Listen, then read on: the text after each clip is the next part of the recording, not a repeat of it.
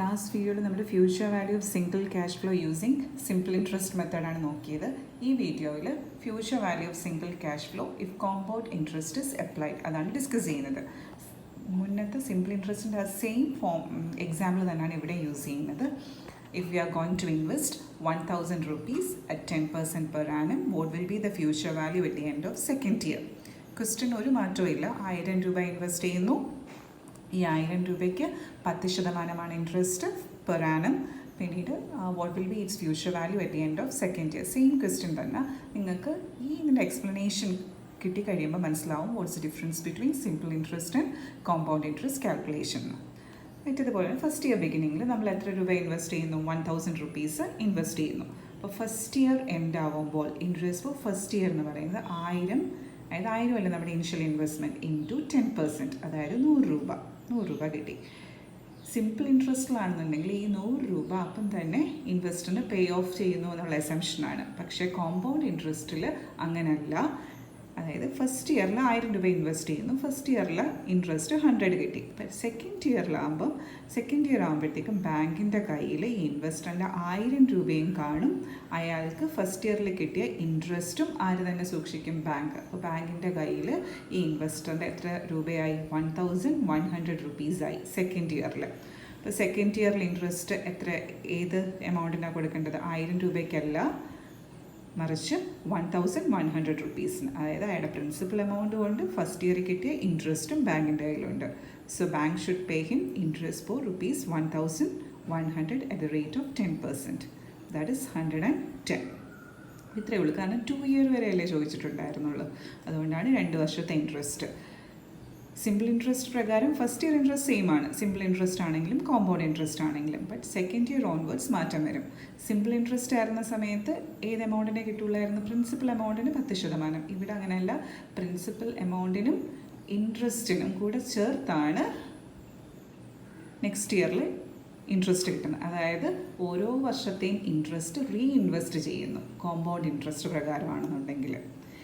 Suppose നമ്മളിത് 3ാമത്തെ വർഷവും ചെയ്യുന്നുണ്ടെങ്കിൽ, 3ാമത്തെ വർഷം ഉണ്ടെങ്കിൽ ഇത് ഈ ക്വസ്റ്റ്യനിൽ വേണ്ട, ഞാൻ ജസ്റ്റ് നിങ്ങൾക്ക് മനസ്സിലാക്കാൻ വേണ്ടി പറയുന്നേ ഉള്ളൂ. If that was third year ഉണ്ടായിരുന്നുണ്ടെങ്കിൽ ബാങ്കിൻ്റെ കയ്യിൽ എത്ര രൂപ വരും? ഈ ഇൻവെസ്റ്ററിൻ്റെ അയാളുടെ പ്രിൻസിപ്പൽ എമൗണ്ട്, പിന്നീട് ഫസ്റ്റ് ഇയർ കിട്ടിയ 100, പിന്നീട് സെക്കൻഡ് ഇയർ കിട്ടിയ 110. അങ്ങനെ ടോട്ടൽ 1210 റുപ്പീസ് കാണും ആരുടെ കയ്യിൽ? ബാങ്കിൻ്റെ കയ്യിൽ. അതിന് 10% ഇൻട്രസ്റ്റ്, ദാറ്റ് ഇസ് 121 റുപ്പീസ്. അങ്ങനെ പോകും. അങ്ങനെ ഓരോ പ്രിൻസിപ്പൽ എമൗണ്ടും പിന്നീട് ഈ ഇൻട്രസ്റ്റ് അക്യുമുലേറ്റ് ചെയ്യുന്ന ഇൻട്രസ്റ്റിനും ഇൻട്രസ്റ്റ് കൊടുക്കാൻ ബാധ്യതയുണ്ട് ബാങ്കിന്. ഏത് മെത്തേഡ് പ്രകാരം? കോമ്പൗണ്ട് ഇൻട്രസ്റ്റ് പ്രകാരം. ഓക്കെ. ഇനി ഫ്യൂച്ചർ വാല്യൂ ഇപ്പോൾ ഇവിടെ 2 ഇയേഴ്സ് ആയാണ് നമ്മൾ 2 ഇയേഴ്സിൻ്റെ ഇൻട്രസ്റ്റ് കണ്ടു. 210 റുപ്പീസാണ് അയാൾക്ക് ഇൻട്രസ്റ്റ് റിസീവ് ചെയ്യാനുള്ളത്. സിമ്പിൾ ഇൻട്രസ്റ്റ് പ്രകാരം അയാൾക്ക് എത്രയേ ഉണ്ടായിരുന്നുള്ളൂ? 200 ഉണ്ടായിരുന്നുള്ളൂ. ഈ ഫ്യൂച്ചർ വാല്യൂ മറ്റെടുത്ത പോലെ തന്നെ നമുക്ക് ചിന്തിക്കാം. ഫ്യൂച്ചർ വാല്യൂ എന്ന് പറയുന്നത് principal amount plus 2 years interest. കാരണം 2 വർഷത്തേക്കുള്ള ഇൻവെസ്റ്റ്മെൻ്റ് അല്ലേ. So 1000 plus 210 it came to 1210. ഇനി മറ്റേതുപോലെ തന്നെ ഇതിനും, അതായത് future value of single cash flow as per compound interest ഒരു ഫോർമുലയുണ്ട്. The formula is future value equals P into 1 plus R the whole raised to N. Future value should be calculated using the formula P into 1 plus R the whole raised to N. എന്താണ് P, എന്താണ് R, എന്താണ് N? P means principal amount. ആ ഒരു initial cash flow ഉണ്ടല്ലോ, അതാണ്. Then R എന്ന് പറയുന്നത് മുമ്പേ എഴുതിയ I തന്നെയാണ്. ഇത് വേണം നമുക്ക് ഇൻ്റർചേഞ്ച് ചെയ്ത് യൂസ് ചെയ്യാം. either R or I is okay. നിങ്ങൾക്ക് ഏതാണ് കംഫർട്ടബിൾ അത് യൂസ് ചെയ്യാം. പക്ഷെ തെറ്റിപ്പോകരുത്. ആറും ഐയും സെയിം ഇൻട്രസ്റ്റിനെ തന്നെ റെപ്രസെൻറ്റ് ചെയ്യാൻ യൂസ് ചെയ്യുന്ന വേരിയബിൾസ് ആണ്. Okay. Then N stands for number of years. So here P equals 1000, then I അല്ലെങ്കിൽ R ഈക്വൽസ് 10%. 10% ഡെസിമൽ ഫോമിൽ എഴുതുവാണെങ്കിൽ 0.10. Then N equals 2 years. ഇനി ഈ ഫോമിൽ അപ്ലൈ ചെയ്ത് ഫ്യൂച്ചർ വാല്യൂ കണ്ടുപിടിച്ച് നോക്കാം.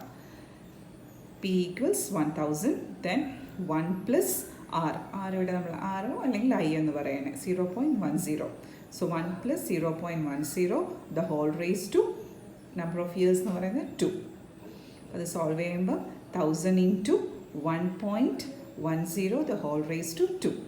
അതായത് നിങ്ങൾ കാൽക്കുലേറ്റർ എടുത്തിട്ട് 1000 ടൈപ്പ് ചെയ്ത് പിന്നീട് ഒരു മൾട്ടിപ്ലിക്കേഷൻ സിമ്പിൾ ഇട്ടിട്ട് ഒരു ബ്രാക്കറ്റ് ചൂസ് ചെയ്യുക. ബ്രാക്കറ്റ് ചൂസ് ചെയ്ത് അതിനകത്ത് 1.10 എന്ന് റെക്കോർഡ് ചെയ്തിട്ട് ബ്രാക്കറ്റ് ക്ലോസ് ചെയ്യുക. പിന്നെ റേസ് ടു 2 എഴുതുക. റേസ് ടു 2 എന്ന് പറയുന്നത് ഇങ്ങനെ ഒരു സിമ്പിളുണ്ട് കാൽക്കുലേറ്ററിൽ.